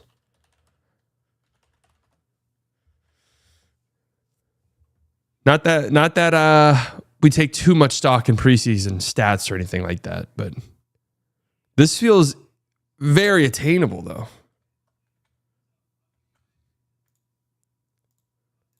Team equals Dallas. Cooper Flagg in preseason. Fucking give me the per game, NBA. The NBA stat website is a fucking nightmare to navigate. All right, Coop, 19 minutes a game in the preseason, 10 points, 5 rebounds, nearly 3 assists, nearly 2 steals. We don't get any blocks. And a block. So if you want to go per 36 for Coop, and again, the website here for the NBA stats is just the worst I've ever seen. That'd be 19 points, 5 assists, nearly 10 rebounds, 3 steals, and 2 blocks. I mean, that would be great. That would be great. That would be really good. That would be really good. 5 assists would be the tough one, I think.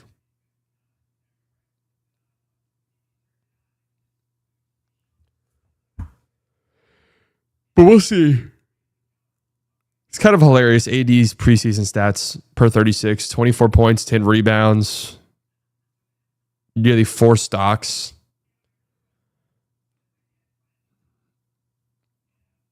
Denver Nuggets a second title in 4 years. Asar Thompson making all defense is one of the least bold predictions I can ever think of. And I'm not saying that to be mean. I'm just saying if he plays 65 games, he's making an all defensive team. No, absolutely no doubt about it. He probably would have last year if he played 65 games. And I'm not just saying that because he's my DVT brother. Steph Curry will lead the league in threes per game.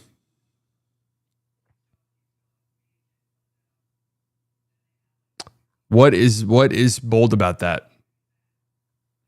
Some of these are not bold. I've got to be real. And I get it's probably hard to make a bold. Luka Doncic will average 30 plus points per game. All right. So Luka Doncic will average what he's averaged for 3 years now. John Morant will play 65 games. Now that is bold. That is bold. Khalil will average more points than Bam Adebayo. That's interesting. I don't know if he'll play that much. We'll see. Bam was at 18 a game last year. Giannis will set a career high in assists. Yeah, that probably will happen. Ant will average 6+ assists. I hope so. Pelicans will make the play, and that's pretty bold. Brunson will clear 30% usage. Was he not at that last year? There's no way he did not have a 30% usage rate last year. 29.5. He was at 32 the year before. Playoffs, it was 32. I actually think it probably will go down just a tiny bit. Shea will break his own points record. Shea will average over 33 points per game. Definitely possible.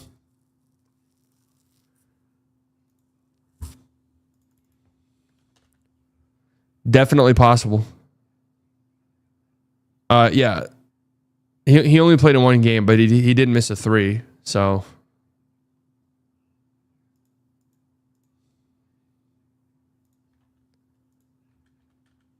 we'll see.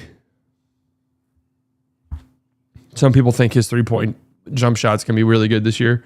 Franz will make the All-Star team. I like this. I think this is a possibility. I think the Magic would have to be really, really good. But this is possible. Sixers will finish top 6 in the East. Fuck was that?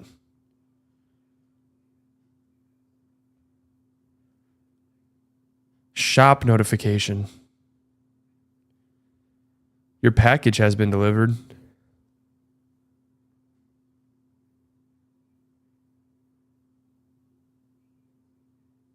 The hell?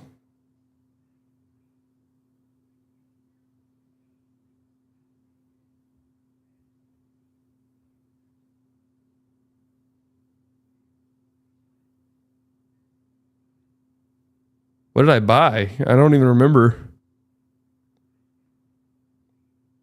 Why does it not show me what it is?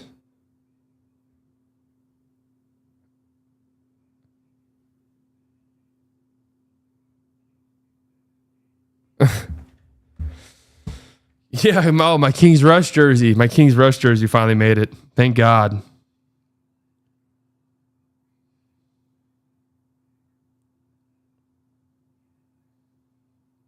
About time, man. About time.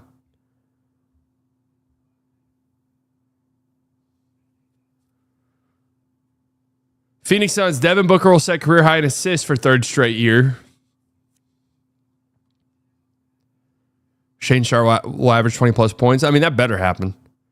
Kings will trade at least one key piece. I mean, that better happen. Wemby will finish top 5 in MVP voting. I would say that's only somewhat bold because that would imply the Spurs are very good.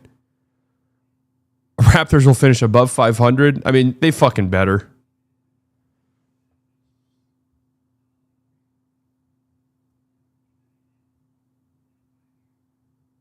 I mean, they better.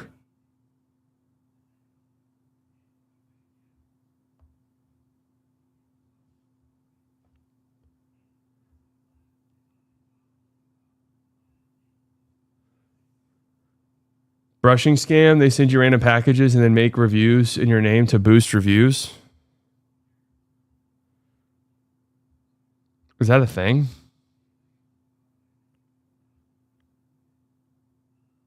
Oh. I know what this is.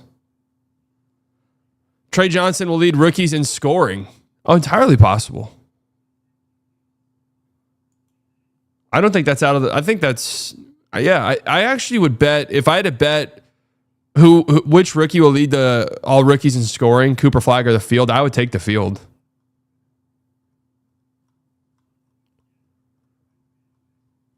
I would take the Field, I think. I don't know how many... I don't even know if that's crazy to say. I don't think the scoring opportunities will be as frequent for Cooper Flagg as they will be for some of these rookies on bad teams.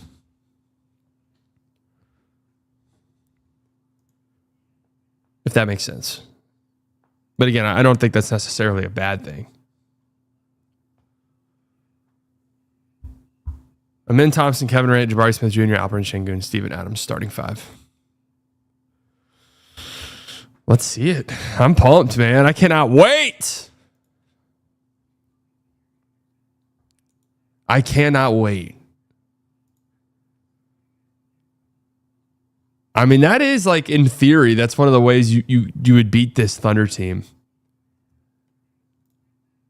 Now, if I'm the Thunder,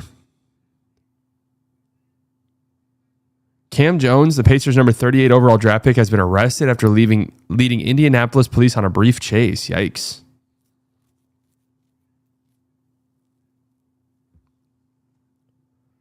Yikes.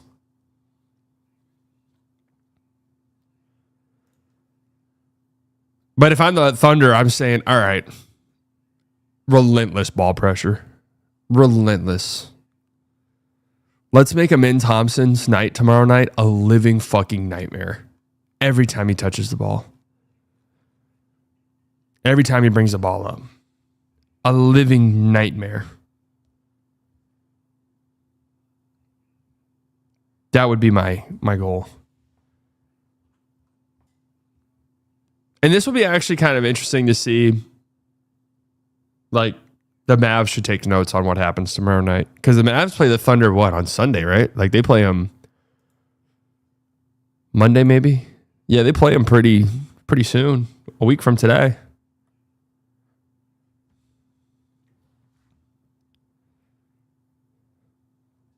Why did Fred have to get hurt, man? Tomorrow should be so sick. Well, tomorrow we'll be sick anyways. Opening night's always pretty good. Warriors, Lakers, they got to get the Grand Pav, Steph Curry, LeBron. Who knows how many more times they'll get it, whatever. I'm not going to complain about this shit this year because realistically, who knows how many times we'll get LeBron. Obviously, LeBron's not playing tomorrow, but when they're making the schedule months out in advance. Oh, shit. Bronny's a game time decision? Well, that changes things.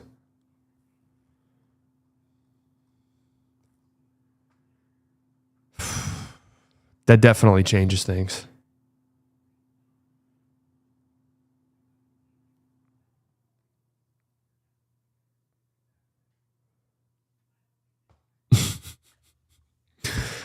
Oh, man. The Grandpaps. The Grandpaps versus the Slows. Who wins? The Grandpas versus the non-athletes. Take your pick. NBA World want a Mavs-Lakers opening night? No. You don't want to waste a Mavs-Lakers. You could put on a random night in January when, like, interest in the NBA is not very high at the moment. Put it right there. Everyone would watch that. You don't have to worry about marketing it. You don't have to worry about putting it on a special night. Boom. Random night in February. Boom.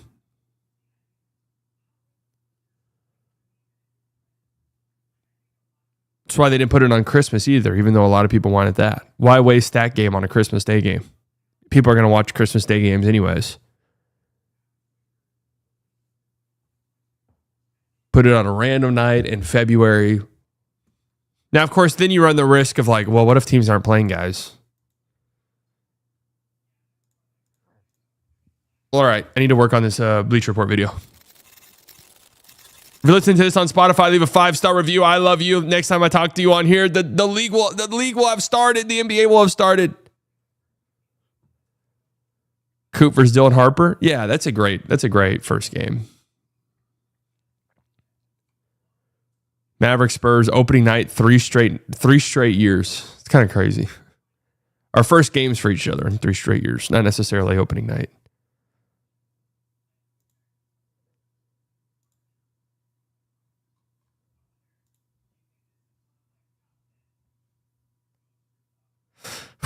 Man, I'm nervous. I am a little bit nervous for the season, only because I want the Mavs to be good so bad, man. I need you guys to understand. I really do.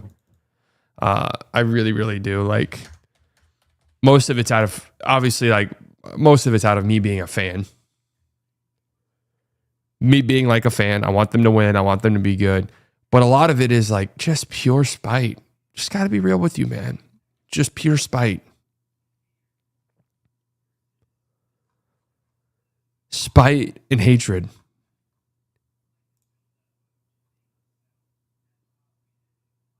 Also, I want to say this. I've seen people be like, well, you need them to be good for your livelihood and stuff. Actually, believe it or not, like, either way, the worst thing for the Mavs to be from just like a viewership perspective is mid as fuck. Bad, people want to listen and people want to tune in. Good, people want to listen, people want to tune in.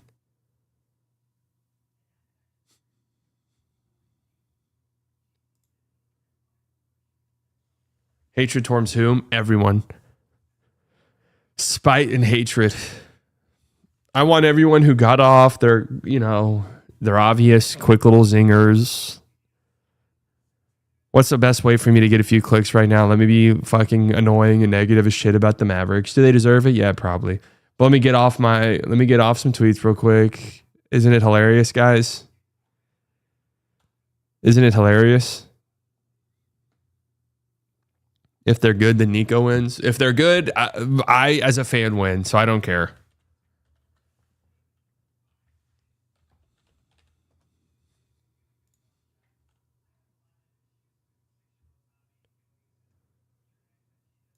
Just got to be real.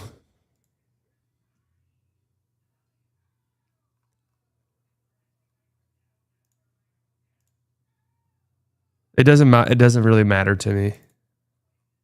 Nico will get another job. Nico gets fired, and then the Mavs are in the front office carousel. Which, who knows? I mean, yeah, probably you could do better, but you don't know.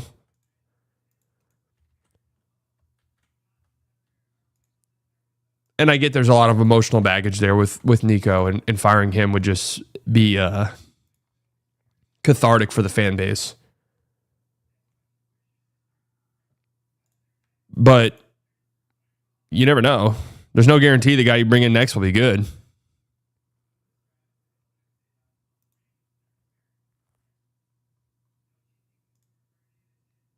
Also, that's what I always said about Mark Cuban. But people are always like, I hope Cuban sells the team. I'm like, dude, I'd be fucking careful, man. Like, is Cuban a little bit annoying? Yeah, but he's completely fine as an owner. Like, it could get way worse than this.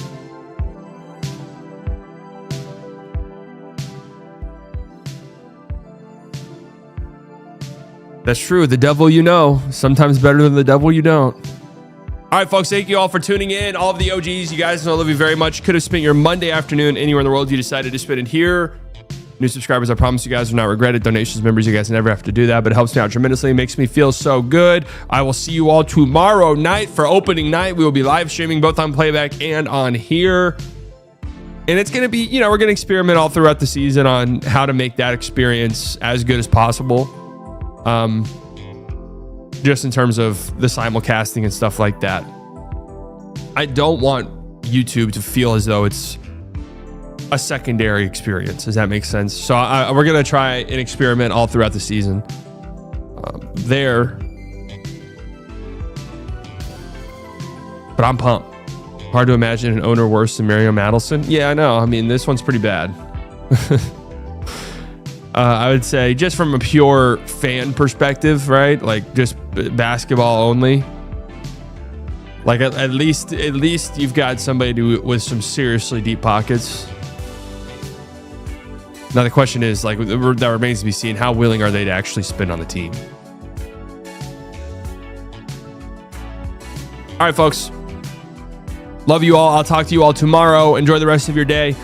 Bye.